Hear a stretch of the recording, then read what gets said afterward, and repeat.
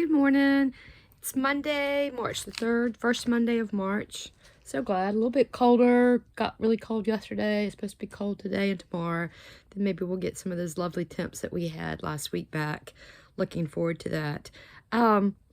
Today I wanted to very quickly highlight a CPB that has been a personal favorite of mine since I was a child. And then I'm not, to be completely candid, I'm not sure exactly how in as far as a detailed plan I will use this yet with my students. But the reason I'm highlighting it, not only because it was a favorite, but it really ties in with something that God has been working on, talking to me, still a lot of work to do, obviously, about, and that's his sense of timing. And it kind of came up. It's interesting how God works on things with me. It's not just a one final swoop. Here it's fixed, Valerie, when you surrender, but it's kind of a tug and war a little bit, a lot of times. And you know, I make some progress, then step back, and I'm just very grateful for God's patience with me, because I'm not, the one thing I am not a fast learner, never have been. I always wanted to be, quote, gifted when that was a thing in school, and I didn't test out as gifted. And in my mind, that meant quick learner, and I have never been a fast learner. Usually once I learn something, it's there, but to really have it solidified, speed is not my middle name. And actually, that's okay. I think I take that from my mom. My mom was the little turtle, persistent, and just kept at it. And her achievements, what she achieved in life, including going to law school and graduating from law school when she was in her 50s, was a testament to her persistence. My mom just didn't give up. And I'm thankful that I have that. It sometimes shows up as stubbornness or obstinance. And sometimes it takes me a while for that to be redirected. But that's the thing about God's faithfulness, is that the very thing that we look at and we see as weaknesses, if we allow ourselves to open up and to say, all right, God, have at it. It's a mess. Here, have at it. And we are willing to do that, it's amazing what he can do. So I look at that obstinance. I'm grateful in one way, you know, strong-willed, that I inherited that, I think, from my mom. But I also know that it can be, you know, my Achilles heel as well as my strength. But anyway, I digress. So here is the book. It is called I just love this, The Story of Zachary Zween. And it was written by Mabel, illustrated by Marilyn, Hafner. And this book was published, because I told you it was in my childhood. It was published in 1967, which was the year that I was born. And if I'm looking here, the dedication is to Bill, who followed me still all around London while I followed Zachary Zween. This, kind of maybe ahead of its time a little bit, has end pages. So you've got from A to Z, right? Here the beginning, if you're looking at the spread, and same ones, A and Z as well. And this one I'll read just a little bit. Says, and so you can see, you can get an idea of the illustrations. Albert Ames went first each day because his name began with A, from A to Z. That was the rule of this particular London school. A to Z, boy, said Miss Midge when walking over London Bridge. So you can see, Miss Midge too, I always thought, a little bit chesty. It's an area that I can relate. And there's Zachary back there playing with the swan. because he's at the end with the last name. As Albert headed up the line, he said, "First place is always mine. I'm first on walking tours and games because I have the best of names." And who came last? Poor Zachary Zween, so envious that his face turned green. Yes, Zachary Zween got most upset and angry at the alphabet. In class, 'twas A to Z for spelling, for history and storytelling, for recess and arithmetic, for jumping in the gym. T was Albert first and Zachary last. Or T was Albert first and Zachary last. No one came after him. So being in the last place, and it's kind of interesting how we think about speed and first place, but the book goes on to kind of shift perspective. The anger of the role that he has been given because of his last name, Zween, means that he comes at the end of everything. But what is seen as a negative, the book dives into why it doesn't have to be a negative. There's benefit to being last, to having the last name Zachary Zween. So a couple of things come to mind. Number one, I always, and originally, I love my name now, Valerie Amber Person. But it took me a long time. It took me until adulthood till I liked my name. In fact, I was in love. I was a Barbie fan, played Barbies, and I was in love, like, with the name Francine. I thought, now I look at that and I think I don't like that name, but I thought that was such a sophisticated, beautiful kind of French name. And so I always named my Barbie Francine and wanted to be, a more sophisticated name when I was a child. And so, V is toward the end of the alphabet. And then if you look at my last name, Person, it's certainly not up there in the top 10. So anything that was alphabetized, I was never going to be at the top. But aside from that, even if, something was not done in alphabetical order, there was the whole thing of I wasn't fast. I wasn't first. And actually, it's kind of funny. A lot of things in life, there's a pattern of I had to go for things like 3 times before I would achieve it. I could give lots of examples. I shouldn't say it was never, but I was more the second or the third place girl. That pattern has continued into my adult life where like things that I've applied for and didn't get them the first time, and it was the persistence I kept applying, trying to figure out how to do it better. So that pattern has held true. But the children's picture book goes on to talk about the things that if you walk around with FOMO, fear of missing out, and you're always trying to be up at the front and first, you're going to miss out. There's a perspective that you don't see if you are always first. And I think we live in a society and a culture that values first place, right? And values speed. There's no doubt about that. The value of speed. I mean, we have actually grown movements and cultures that resist that. So if you look at the slow food movement, for example, as resistance to, fast food, and what we lose, for example, with fast food. It's all about efficiency. It's all about, fast, obviously. But what do we sacrifice for that? And that's that very intentional resistance to that. So I always had FOMO as a child before that was even a term.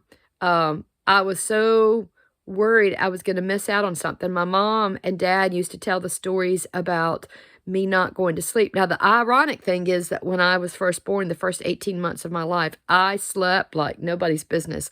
I would sleep for hours and hours. In fact, my mom used to tell me stories about her going in and checking to make sure that I was okay because I had not woken up. And I guess this is before the age, where the monitors and all of that were, the ubiquitous tool. They didn't have those kinds of things. I was born in 1967, remember? And so, first 18 months, I slept a lot. I wasn't sick.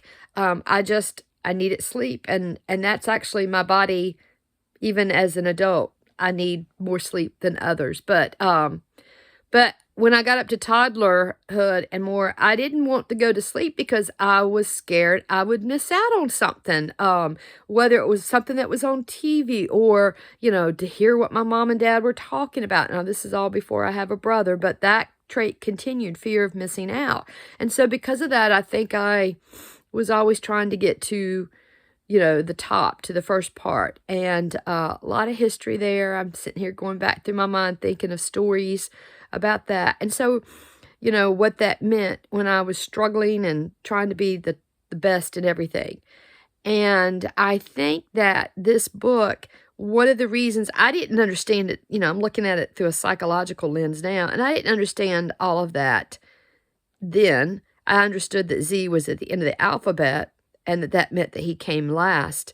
But I didn't understand psychologically, I don't think, to the depth that I understand it now. So my mom used to tell me a lot, Valerie, if you can get hold of God's sovereignty, if you can really grasp that and hang on to that and understand what that means, it will be so much easier for you to move forward, to move into decision making, because I've always struggled with decisions. What if I make the wrong one?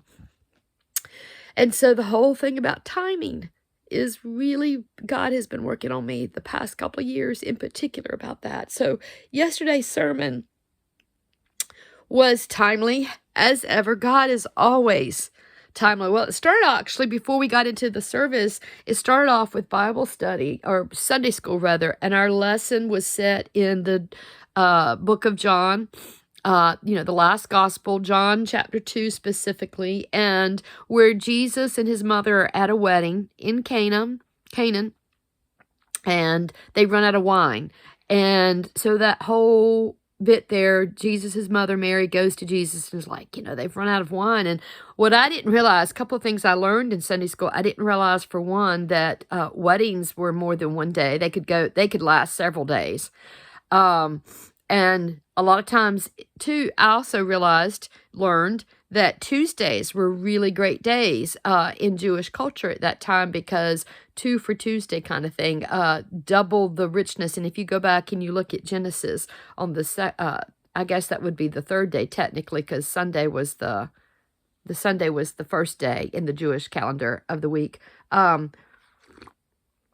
Tuesday, God created more than one thing. So you're doubly blessed on Tuesday. So that's why it was not uncommon to see some Jewish brides get married on Tuesdays.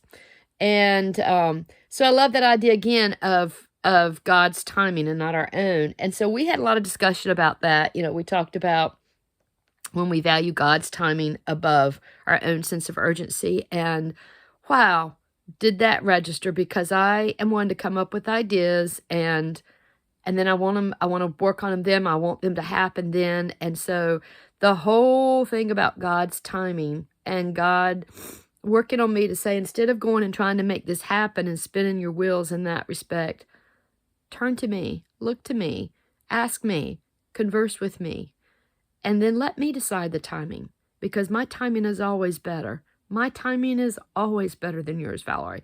And so went from that into the service, which we've been in the book of Mark. And this specific message this week was rooted in Mark 13. And it's talking about God's timing for us to be on guard, for us to be looking that we are, of course, living in end times. And by that, end times, since Jesus transcended. So, I know a lot of people get caught up in looking at the signs, of everything that's going on. Oh, are these the end days? Well, they are the end days in the grand scheme of things. And that Jesus is going to come back.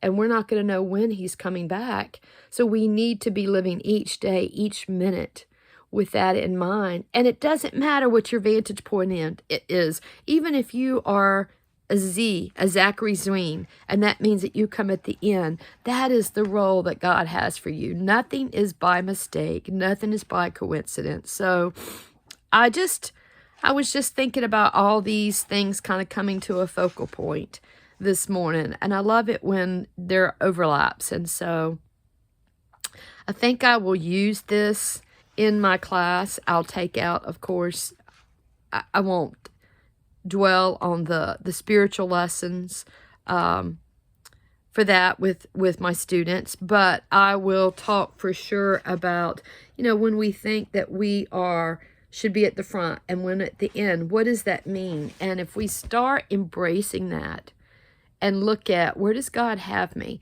And that's not a reason not to try to achieve. That shouldn't be translated as, okay, just do nothing and go for last place. But a lot of times, no matter what we do, we are at the end. And so if we begin to understand and accept that God's timing, we need to do all things as unto the Lord and not unto men. But we do the best we can, and then we accept where we are in each moment and look around and say, what's here? What's right here from this vantage point, from this place that maybe is not recognized by man, but maybe it's not, maybe it is that God has me right here. What am I going to see? What am I going to experience as a result of my position right now?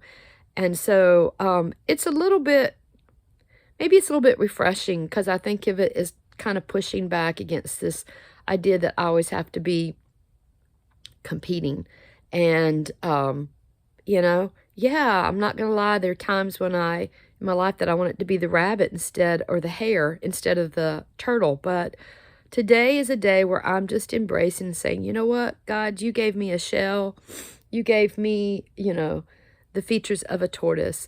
So instead of trying to metamorphosize into a hare, I'm going to embrace and accept that I've got exactly what I need as a tortoise, as a turtle, to do the best that I can do, and I'm going to be satisfied with that. So that's the message, guys. A little bit different, but it's okay. I think sometimes the point of these CPBs is to overlap not only just what you would, quote, teach students, but also even to think about how they impact us in a personal way. And this is one that gets me thinking in so many ways this morning about the personal connection. So love to hear what some of your favorite children's picture books were or are, maybe still are. And it's kind of interesting too, like I'll share some more in the future, but have they changed? Have books that you loved as a kid, do you look at them differently now? Maybe perhaps with more depth, like I was talking about through the psychological lens, and you can see it now. What is it? The hindsight is always 20/20. Or do you look and say, oh, I can't believe I liked that. What was wrong with me? But I think either way, we learn things about ourselves when we look at that. So I hope you will find some time to go and look at some children's picture books, do some recall, and remember what were your favorites and share. So have a great day. Be blessed.